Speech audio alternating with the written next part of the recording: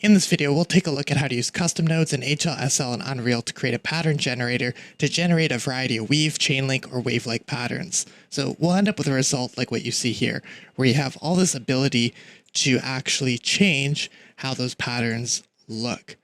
So it's quite flexible and allows you to make very interesting and very different patterns with ease. So we have all kinds of controls for offset, flipping the wave every nth number, or also adjusting the frequency, thickness, number of copies, amplitude, and so on. I'll start off with a brand new scene and I'll right click and create a material, and I'll just call it m_pattern for now. We'll open up that material, and the very first thing we want to do is make sure that we create our custom node. So I'm going to go in here and create a custom node, and this is where we'll do all of our HLSL code. And for now, we can connect this up to base color, and we'll need an input, which will be the UVs. So on the input here, I'll make an input for UV and connect that to a texture coordinate node. So now we have our UVs in here. The next thing I want to do is actually create our sine wave, which we're going to use as kind of our foundation thing to create this weave pattern. It's really just going to be a bunch of duplicated sine waves. So the very first thing we need to do is create this sine wave, and that's going to be very easy to do. We can go in here and create a variable, so float wave, and I'll make it equal the sine wave. Now we want some controls for that sine wave, so we'll do amplitude, and that's going to control the peak of the wave and the dip, and then we're going to multiply that by sine UVX times frequency, and frequency is going to be how much frequency the wave is going to have. So if we increase frequency, instead of the wave being like this, it's going to be like this. It's going to have more of those higher frequencies of peaks and dips. And then those peaks and dips are going to be our amplitude. So amplitude is going to be pretty much how high and how low does it go. The distance between these peaks and dips. Greater amplitude, it's going to peak up more and come down more. So that'll control the height of the peaks and dips of the wave. So now we have some controls. So we should make those controls also exist as well. So we'll do something like float amplitude equals, maybe we'll start off with 1, and then float frequency, we'll start that off maybe at 16. And then we also probably want to control the thickness of this line as well. So we'll just start off with a thickness control that we're not using yet, but we'll add that in here. So maybe we'll start off with a thickness amount as well. So now we have our wave, we have our variables to control the actual look of the wave. Now we just have to output the result. So what we're going to do is output the result based on the proximity to the wave. So we're going to make a float 3, which has colors red, green, and blue. We're going to call it result, and we're going to make it equal abs, or absolute value of UVY minus wave. And we'll check if that's less than the thickness. And if we do that, we can, let's add a kind of for in here, like a condition. So if it is within proximity of the wave, what we're going to end up doing, and that proximity is our thickness here. So if it's within that distance of the wave, we're going to return white. And then if it's not, we're going to return a float 3, a color, which is black. And then we'll output that result. So return result. So that should be it. And if I didn't do anything wrong, this should compile. Okay, cool. Let's take a look at this. We got ourselves our sine wave. Now, if we increase the thickness, it'll get thicker. But we have a little bit of a problem here because that wave looks like it's going off the UV space. Because if we preview our texture coordinate, it goes from 0 to 1. You can see here it's black in U and V. And it goes to 1 in the bottom right corner here. And the problem is our wave is drawn right on the kind of 0 axis. So we're really only seeing the dips. We're not seeing the peaks. The peaks are going off our UV space. So we need to kind of fix that. We need to offset our UV space. So I can offset our UV space by taking our UV space. So I'll do that here. I'll take our UV space. So UV, what we're inputting here, we're going to take that and we're going to make it equal its current value, but we'll multiply it by 2 and minus 1. And what that's going to do, maybe I'll demo that, but what that's going to do is offset the UVs and kind of put them in the center point here. So we'll be able to see our full sine wave going to the peaks and the dips. So maybe really to understand this a little bit better, let's take a look at these UVs and let's try that out. Let's just try this out manually. We multiply it by 2 and then we subtract 1. What do we get? There we go. It offsets it. 0, 0 is right here. So it's now drawing that wave right around the center there. That center point is the center point, whereas before that was the top. So we're only seeing the bottom of the wave. So we're just offsetting the UV space by doing that. And now we get the whole wave here. So now that we have this, we can start adjusting this to be a little bit more better positioned. Maybe I'll pull down the amplitude because it's going a full value up and down. I'll set it to something like 0.05, so it's not moving that high up. So now we get something like this, and maybe I'll return that thickness back down to 0.01. So we get our wave here. And what we're going to do with this is we want to offset that wave either to the bottom or the top. It really doesn't matter. It's up to you. But if we want to offset this, we have to pretty much offset the whole wave. So if we were to go in here and take our wave and then do 1 plus and then our wave calculation here, it's going to push it to the bottom. And if I did our wave calculation minus 1, it's going to put it at the top. So maybe I'll put it at the bottom. So I'll just do 1 plus and then our wave pushes it to the bottom. And now the idea is we want to duplicate that upwards. So we're going to need a for loop or something to iterate through and duplicate that. But before we want to do that, we want control to set how many times we duplicate this. So we should make a variable. I'll just make an integer called copies, and maybe we'll start off with 10 copies of this wave. So something like that. And then we have to do the actual for loop. So that's going to be the next thing that we have to do. And we've probably done this, many times before. If you've watched the other videos, it's not going to really be any different than that. So we're going to go in here and do something like for, and we'll do int I equals, start off from 0. If I is less than our number of copies, which is currently 10, but we'll just type copies, then we'll add 1. And then re-execute the loop again. That's kind of how our for loop works. And we'll put all this stuff inside of that for loop. So I'll copy all this, throw that inside here. I know that tab doesn't really work in here. I usually prefer to work in Visual Studio Code or something, but I'll just manually space it out for now for visibility. But probably not the best thing to edit your actual code in here. So now that we have that, this will duplicate that wave 10 times, but it's not going to be offsetting it. So if we were to take a look at this result, assuming I have no errors, I think I might. Let's see, return result. So it's giving me an error because we have to add on to a result. We're doing this multiple times. So we'll do a plus equals, and then it's going to keep adding this to the existing result. And then in addition to doing that, we probably shouldn't define our result here. We need to define that at the top somewhere here. So float 3 result equals 0. Just initialize it somewhere. Maybe I'll put it at the very top. And then let's take a look at this, and we'll space this out so it's nicely organized. But if we look at that, okay, it's just pasting or duplicating and redrawing that wave over and over again at that same position. So we have to offset this number to start making it so each time it runs through here as the number of copies it's going through iterates, as this I integer increases, it will offset the wave differently. So to do that, we have to start working in our offset.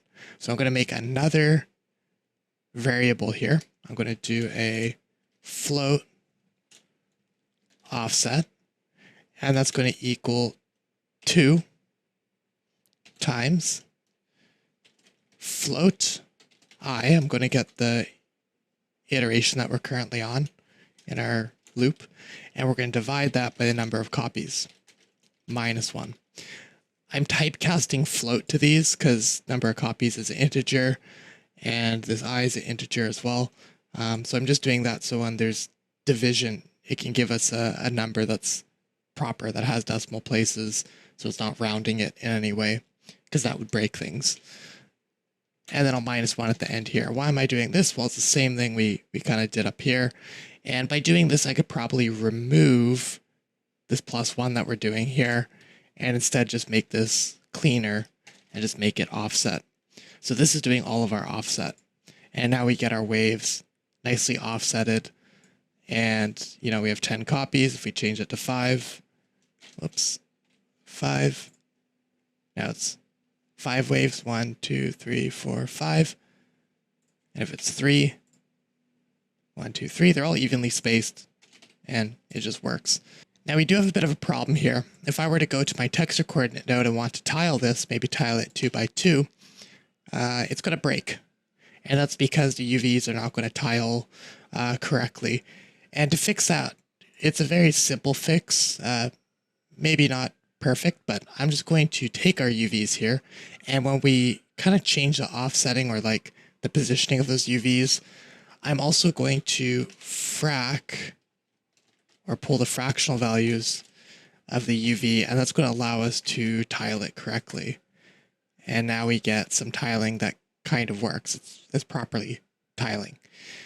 But there's something interesting that you'll notice here. The tiling doesn't match up perfectly. And that's because our wave is not starting at the exact same point that it's ending. So when it repeats, there's this discrepancy. So how can we fix that? Well, we can do a little bit of a cheat on our frequency up here. So one thing that we're going to want to do is multiply our frequency by pi. And by doing that, it's going to make sure that the wave ends at the exact same wave it starts at.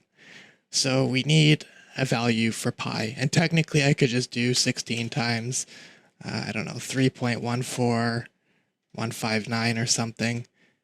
And hey, that fixes it. So now it's all perfectly tiling. But since I'm going to maybe reuse that over and over again, what you could do is, instead of having to multiply by this number, we could just multiply by pi and then go define pi. So when you do a define like this, it's a preprocessor definition. It happens when the material gets compiled. So pretty much if I just go up here and do define pi 3.1415926 like that, when the material compiles, it just replaces anything with this name, pi, with that exact number. So it all happens at compile time. But it keeps your code cleaner instead of having to paste this number over and over and over again throughout your code wherever you may be using it. So that's something that might just make things a bit easier in general when you're doing these types of things. So in addition to that, we should also probably do this for our amplitude. So we're just going to go here and also multiply that by pi and just take care of that as well. And now we have our tiling pattern that works very nicely. And maybe a frequency of 16 is a bit much, so maybe I'll just do 6 so it's a little bit easier to look at. And maybe now we'll just do a little bit of cleanup on the code. So I'm going to try to put all the definitions or all the controls at the top here just to keep things a little bit more organized, get rid of some of this extra spacing, because the next thing that I'm going to do is start adding some more controls. So it might be nice to be able to flip the wave vertically every X number of waves, or every nth number of waves. So what we're going to do is make a new variable. We'll do something like float. I just called it mere step because I don't know what else to call it. And I'll default it at 2, which means every second wave that it draws, it should flip it vertically. And we have to work that into our code. So the way that we're going to do this is add another variable below our offset here. And below our offset, I'll do a float, and I don't know what to call it, maybe wave direction, since we'll be flipping it vertically. And we'll make it equal I, whatever number of wave we're on, the first wave, second wave, third wave, whatever. We'll make it equal I modulus mere step, and then check if that equals 1. So what this modulus does is it takes that number, the iteration that we're on, it divides it by this number that I defined up here, and if it returns a remainder, well then we're going to make it be like an if statement that's false. But if it doesn't return a remainder and it divides evenly or divides without a remainder, then it's going to return true.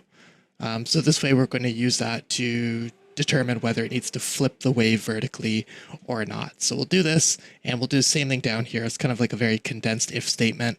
You can always go like if and then do your thing, but I think for something like this, it's just a little bit more condensed to do whatever we're wanting to check, and then just put a question mark. So if it is, it's -1. If not, it's 1. Just like that. And if we do that, and we now use this wave direction, and where would we use that? Well, we'd multiply it down here. So after our amplitude, we'll multiply it by our wave direction, and then multiply it by our sine UVX multiplied by frequency. And by doing that, let's see if this works. Okay, so now it's flipping the waves. So if I set it to 1, every wave is flipped. 2, every second wave. 3, let's try that out. So it's a little bit hard to look at, but this wave goes up, up, out, and then it flips, and then up, and then it flips. Next, let's maybe add some offset controls. So maybe I'll do float offset X and float offset Y. And technically you could put those both into like a float 2 or something, but I'll just keep them separate for simplicity.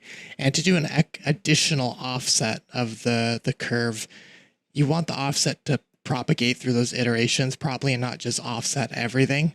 So what we're going to do is go in here, and we'll have to make this change in 2 areas for our X offset and for our Y offset. So right here where we have sine UVX multiplied by frequency, we're going to keep that, but we're going to add on to the very end. So maybe let's give a bit of extra room here. We'll add on to the end frequency minus I multiplied by offset X, like that.